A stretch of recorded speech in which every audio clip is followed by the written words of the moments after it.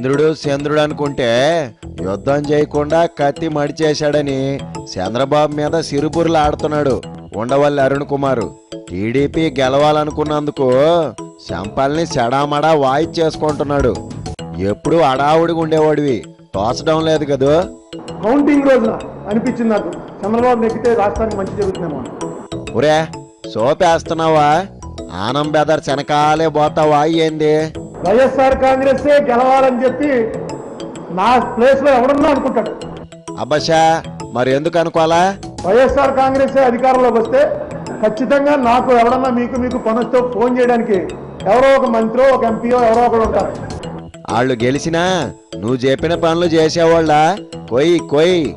వైఎస్ఆర్ కాంగ్రెస్ అందులో ఉన్న వాళ్ళందరూ కూడా నాకు క్లోజ్, ఎక్కువ మంది కాంగ్రెస్ వాళ్ళు ఉన్నారు కాబట్టి. మరట అయితే చంద్రబాబు గెలవాలని ఎందుకు కోరుకున్నట్టు? ఖచ్చితంగా చంద్రబాబు నాయుడు అనుకున్నవన్నీ సాధించగలడు. చంద్రబాబు నాయుడే అయితే బాగుంటుందేమో రాష్ట్రానికి.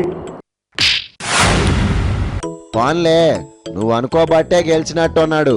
హ్యాపీనేగా. కానీ ఈవేళ అనుకుంటున్నాను మనుషుల ఆలోచనలు, ఊహలు ఎంత తప్పు అవుతాయో. ఒరే ఫోన్ చేస్తే ఎత్తలేదా? నువ్వు వెళ్ళినా కూసోమనలేదా? చంద్రబాబు నాయుడు గారి నుంచి ఏదైతే ఆశించామో దాన్ని పూర్తిగా పక్కన పెట్టేశాడు ఆయన.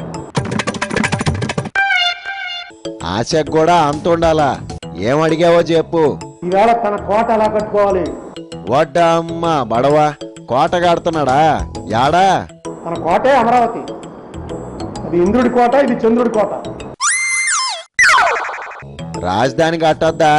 హైదరాబాద్ లోనే ఉండమంటావా? 12 చిన్న చిన్న సిటీలు పెడతాట. డబ్బులు లేవు గానీ ప్లాన్లు చాలా ఉన్నాయి, చూడాలి ఏమవుద్దో.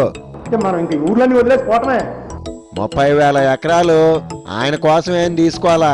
తప్పు అనేది అందరం చేస్తామండి. తప్పులు చేయనటువంటి మనిషే ఉన్నాడు. తప్పు జరిగిందనే, జరిగినా పర్లేదనే. తప్పుని ఒప్పుకోవటం అనేదే నిజమైన గ్రేట్నెస్. ఒప్పుకోవడం తర్వాత ముందు తప్పేందో చెప్పు. లీడర్ అన్నవాడు ఎప్పుడు వస్తాడంటే ఎస్ నా వల్ల పొరపాటు జరిగింది అని చెప్పి ఒప్పుకోగల దమ్ము ఉండాలి. అలాంటి దమ్మున్న వాడినే ప్రజలు కూడా ఇష్టపడతారు.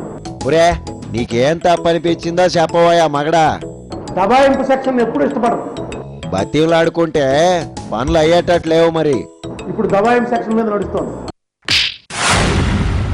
ఎన్నాళ్ళెట్టా గాలికి తిరగతావు? ఏదో ఒక దాంట్లో చేరిపో. వైఎస్ఆర్ కాంగ్రెస్ లో ఉన్న వాళ్ళు నాకు ఫ్రెండ్స్ ఉన్నారు, టీడీపీ వాళ్ళు ఫ్రెండ్స్ ఉన్నారు, బీజేపీ వాళ్ళు ఫ్రెండ్స్ ఉన్నారు.